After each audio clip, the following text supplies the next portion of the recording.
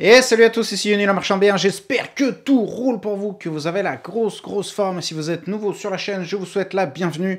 Je m'appelle Yoni, je suis marchand de biens sur la région lyonnaise et j'accompagne depuis 2018 les personnes qui veulent devenir marchand de biens à le faire en toute sécurité grâce à un organisme de formation certifié. Et si vous êtes des anciens de la chaîne, eh bien j'espère que vous avez la grosse forme et que vous réalisez des marges absolument délirantes.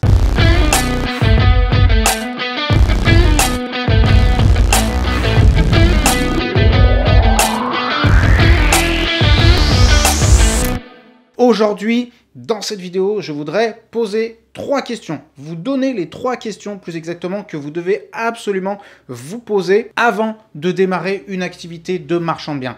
Donc cette vidéo, elle est véritablement destinée aux personnes qui sont encore en réflexion. Est-ce que l'activité de marchand de biens, c'est pour moi ou pas pour moi? Mais je précise quand même que si vous êtes déjà marchand de biens, si vous avez déjà réalisé des opérations d'achat-revente, il y a quand même des petites pépites qui vont se glisser un peu partout dans cette vidéo, dont vous pourrez avoir l'usage. Donc je vous recommande très chaleureusement de suivre cette vidéo jusqu'au bout. Je vais donc vous donner 3 questions que vous devez absolument vous poser avant de lancer une activité de marchand de biens, et également en fonction de la réponse que vous aurez, je vais vous donner des solutions, je vais vous donner des petites méthodes justement pour arriver peut-être malgré tout à pouvoir mettre en place vos projets en fonction des réponses que vous aurez données.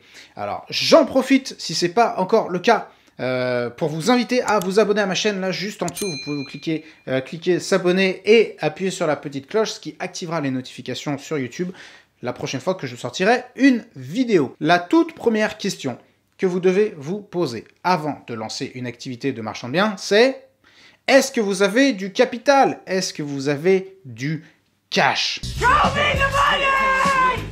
Parce que comme vous le savez sans doute, pour lancer une activité de marchand de biens, il faut un minimum de capital. Alors ça, j'en ai parlé dans plein d'autres vidéos. Donc je mettrai les liens en dessous dans la description de celle-ci si ça vous intéresse. Mais pour lancer une activité de marchand de biens, il faut avoir un minimum de capital. La question c'est combien de capital il faut pour pouvoir se lancer? Eh bien, ça dépend de plein de paramètres, parce que ça va dépendre de votre région, du type d'opération que vous voulez réaliser. Si vous habitez en région parisienne et que vous avez 10 000 € d'apport, ça va être un petit peu compliqué. Par contre, si vous habitez dans un milieu un petit peu plus rural et que vous avez justement 10-20 000, ça peut être suffisant pour lancer une première opération. Alors, si vous avez du cash, parfait, très bien. Si vous avez plus de 30, 40, 50 000, c'est déjà un bel apport pour commencer, pour se lancer et mettre un pas devant l'autre. Je vous rappelle que moi, quand j'ai démarré, j'avais 0. Donc avoir quelque chose, c'est déjà largement mieux que la situation dans laquelle personnellement j'étais lorsque j'ai démarré.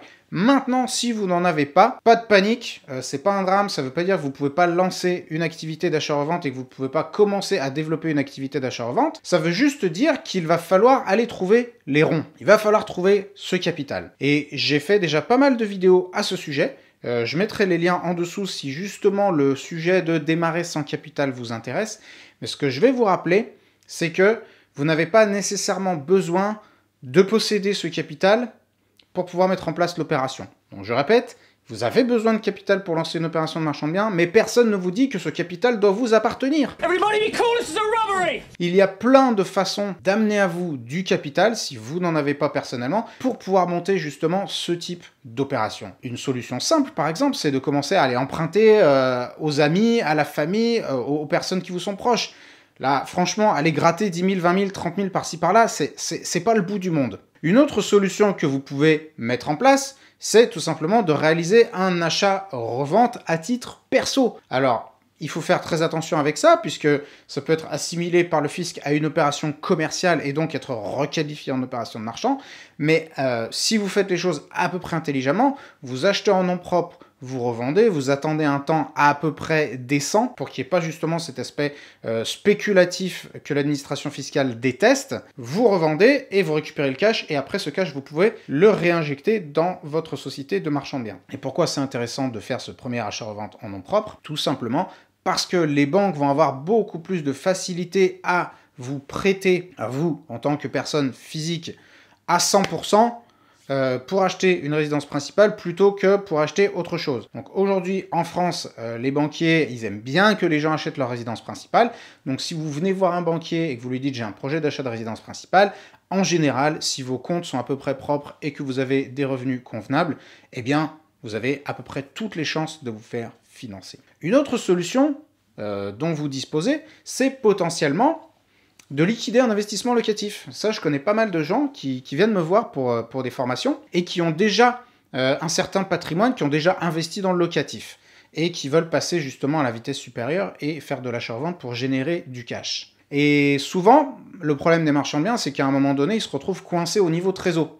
Et c'est là où justement, je vous ai dit que je vous donnerai des conseils, même si vous vous êtes déjà lancé en tant que marchand de biens, et c'est là où ça commence à intervenir, c'est que ce que je vous recommande de faire, si jamais vous voyez que vous vous sentez coincé, eh ben, vous devez faire ce qu'on appelle un arbitrage. C'est-à-dire un arbitrage entre vos divers investissements, entre vos divers placements, et vous demandez si eh bien, cet investissement que vous avez là, cet appart ou cet immeuble que vous avez acheté à tel endroit, eh bien, il ne serait pas le moment de le liquider. Est-ce que ce ne serait pas le moment justement de le revendre pour récupérer un petit peu de capital, récupérer un peu de trésorerie que vous pourrez ensuite réinjecter dans votre société de marchand de biens. Avant de passer au point 2, petit service à vous demander, si vous pouviez payer votre like sur cette vidéo si vous la trouvez jusqu'à présent intéressante, et n'hésitez pas à la partager avec toutes les personnes que ça pourrait éventuellement aider. La deuxième question que vous devez vous poser, c'est avez-vous de l'expérience en immobilier?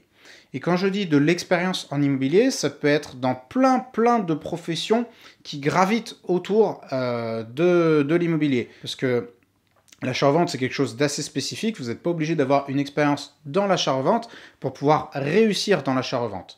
Il y a plein de professions connexes, je pense notamment aux agents immobiliers, aux artisans, aux géomètres, aux architectes, aux maîtres d'œuvre, architectes d'intérieur, bref, toutes ces professions, diagnostiqueurs par exemple ou autres, toutes ces professions qui vont graviter autour du métier de marchand de biens, que vous allez rencontrer en tant que marchand de biens. Est-ce que vous avez déjà une certaine expérience?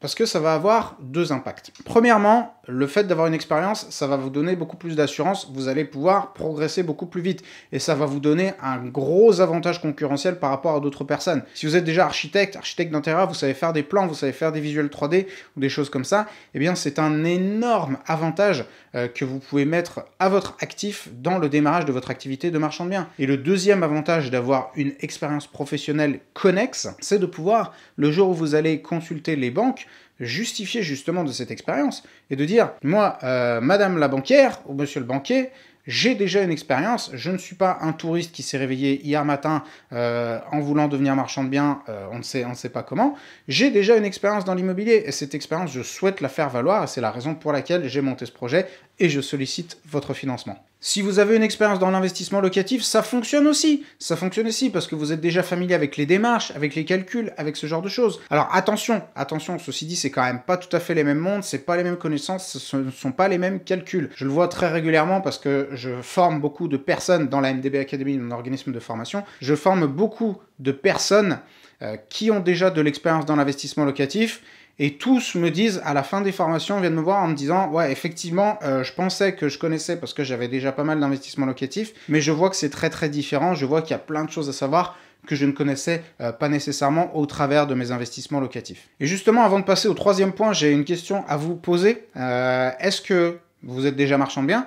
Et si oui, quelle était votre expérience professionnelle avant? De quel univers professionnel vous veniez avant de devenir marchand de biens? Ça m'intéresse énormément de le savoir, donc n'hésitez pas à me le marquer dans les commentaires. Et enfin, le troisième point, c'est avez-vous les connaissances nécessaires pour réussir en tant que marchand de biens? Et là, beaucoup de personnes se plantent complètement quand elles réfléchissent aux compétences nécessaires pour réussir en tant que marchand de biens. Je le vois au travers des questions qu'on me pose par mail, les questions qu'on me pose parfois dans les commentaires des vidéos. Je reçois énormément de questions qui sont relatives, par exemple, à la fiscalité. Or, sachez que la fiscalité, bon, certes, c'est quand même pas mal de le savoir, mais globalement, on s'en fout. C'est pas ça qui va faire que vous allez réussir ou pas réussir. Ah, que ce soit clair, moi, j'ai jamais rencontré aucun marchand de biens expérimenté qui m'ait dit « Tu sais, Yoni, si j'ai réussi dans l'achat-revente, c'est grâce à ma maîtrise parfaite des règles de la TVA. » Ça n'existe pas. La fiscalité, la maîtrise de la fiscalité ne vous fera pas gagner d'argent en tant que marchand de biens. Par contre, la non-maîtrise de la fiscalité peut vous en faire perdre, ça c'est sûr. Mais par contre, le fait de connaître ou pas connaître la fiscalité, c'est pas ça qui va faire que vous allez gagner de l'argent ou pas. Ce qui va faire que vous allez gagner de l'argent, c'est vos connaissances en urbanisme notamment. Donc déjà, l'urbanisme, c'est vraiment la connaissance numéro 1 que vous devez acquérir très rapidement si vous voulez vous lancer et si vous voulez réussir en tant que marchand de biens. Parce que c'est au travers des règles d'urbanisme que vous allez comprendre quels sont les potentiels de division, quels sont les potentiels constructibles, et voir là où véritablement il y a de la marge à faire que les autres ne voient pas parce qu'ils n'ont justement pas cette compétence de savoir lire un PLU et interpréter un plan de zonage. Donc l'urbanisme, c'est vraiment la compétence numéro 1 que vous devez acquérir. Vous devez être très bon en technique et en travaux, parce que quand vous allez voir un bien, vous devez tout de suite pouvoir vous imaginer, ah, attends, qu'est-ce que je peux faire et qu'est-ce que ça implique comme travaux et combien ça va me coûter. Donc ça, vous devez être capable de le décider très rapidement. Parce qu'aujourd'hui, quand on va faire une visite, on n'a pas 3, 4, 5 jours, ni même 2 semaines pour faire venir des artisans et faire chiffrer des devis. C'est pas comme ça que ça marche. Dans la plupart des secteurs, le marché est très tendu. Et donc, quand vous faites une visite, vous avez en gros un quart d'heure pour décider si vous y allez ou si vous n'y allez pas. Donc, le fait de savoir ce qu'il faut réaliser quand on va voir un bien et combien ça va vous coûter est très très important. Vous devez également développer d'excellentes capacités commerciales. Quand je dis capacité commerciale, c'est en tant qu'acquéreur. Donc, vous allez être du côté acquéreur, mais vous allez être aussi du côté vendeur. Donc, vous devez savoir plein de choses. Vous allez devenir un commerçant de l'immobilier puisque vous allez acheter et revendre. Hein, le marchand de biens n'est rien d'autre qu'un commerçant de l'immobilier qui fait commerce de biens immobiliers. Et donc, il y a plein de règles commerciales de base que vous devez comprendre, que vous devez assimiler et que vous devez appliquer dans toutes vos opérations. Je pense notamment, je sais pas, par exemple, à quel type de bien il faut proposer à quel type de population, dans quel secteur. Est-ce qu'on va faire ces travaux? Est-ce qu'on ne fait pas ces travaux? Bref, il y a plein de critères qu'il faut savoir appréhender. Et également, un des critères, vraiment une des connaissances majeures que vous devez assimiler, c'est comment réaliser un bon montage d'opération de marchand de biens. Le montage d'opération de marchand de biens, si vous voulez, si on prend un parallèle que j'aime beaucoup, c'est, on va dire, une émission de cuisine. Vous voyez les émissions de cuisine, comment c'est fichu? Le cuistot étale sur son plan de travail tous les ingrédients. Donc ça, si vous voulez, c'est un petit peu comme toutes les connaissances que vous voulez accumuler. Les connaissances, ce sont vos ingrédients. Donc l'urbanisme, le commerce, la technique, les travaux, le financement, la fiscalité, tout ça, vous avez étalé vos ingrédients sur le plan de travail. Eh bien, le montage d'opération, c'est le moment où vous allez prendre tous ces ingrédients et vous allez faire la recette. Donc le montage d'opération, c'est véritablement la recette. Vous pouvez avoir les meilleurs ingrédients du monde. Si vous ne savez pas comment il faut couper les trucs, comment il faut couper les légumes et à quelle température il faut les cuire et à quel moment, etc., votre plat, il va être dégueulasse. Et ça va être pareil pour une opération de marchand de biens. Vous pouvez savoir un petit peu d'urbanisme, un petit peu de fiscalité, un petit peu de commerce, un petit peu de financement. Si vous ne savez pas comment faire pour que toutes ces choses s'imbriquent, eh bien, vous n'allez pas optimiser vos opérations. Et optimiser une opération, je vous le rappelle, à mes yeux, c'est gagner le maximum en un minimum de temps et en produisant un minimum d'efforts. Ça, c'est une opération réussie. Alors, si vous avez toutes ces connaissances, c'est parfait! Vous pouvez y aller, foncez, vous avez ma bénédiction. Par contre, si vous n'avez pas ces connaissances, je vous invite très chaleureusement à les apprendre. Alors là, vous allez dire, ah ouais, il est malin, il vend des formations et il nous dit de nous former.